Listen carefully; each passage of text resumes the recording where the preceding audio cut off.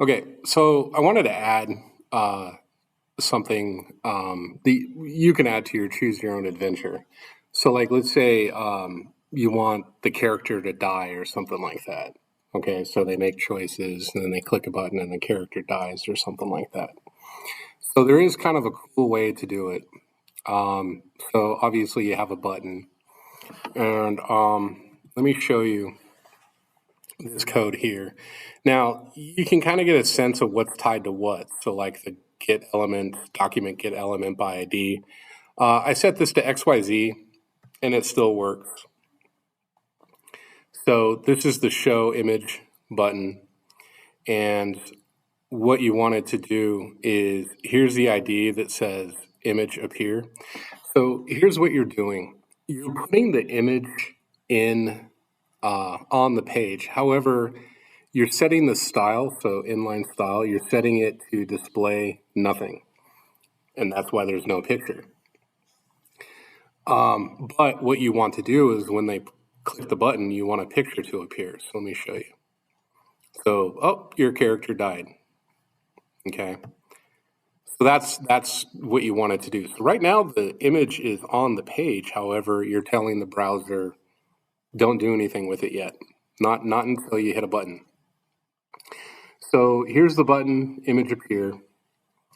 And if you were to take this code and like crank it out as you see it, you can kind of see where stuff interplays.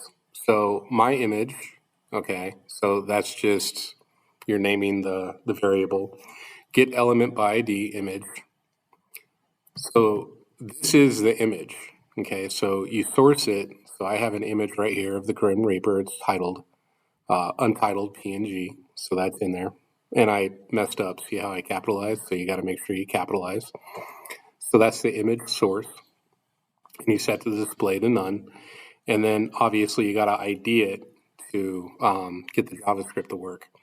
And then obviously you gotta put a button together.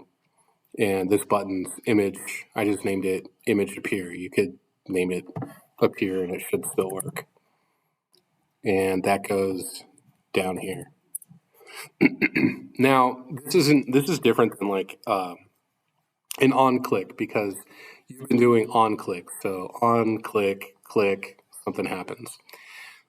Here's the difference. Because you're making something appear, that's an event, okay? And it's called an event listener.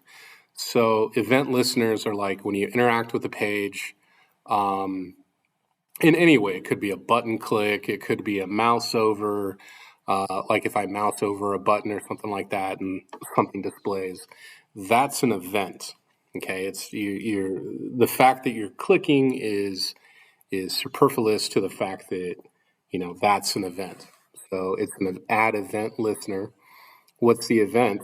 Click, and then you lay out the code with this syntax here. And if you take a look at this code right here, so you have my image, right? Because this is the image that's tied to this.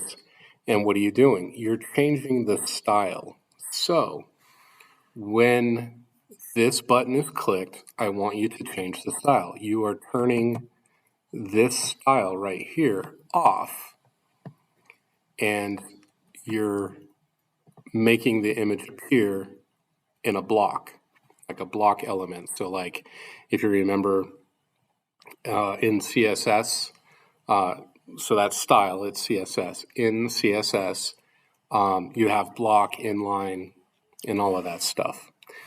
So you're changing the style.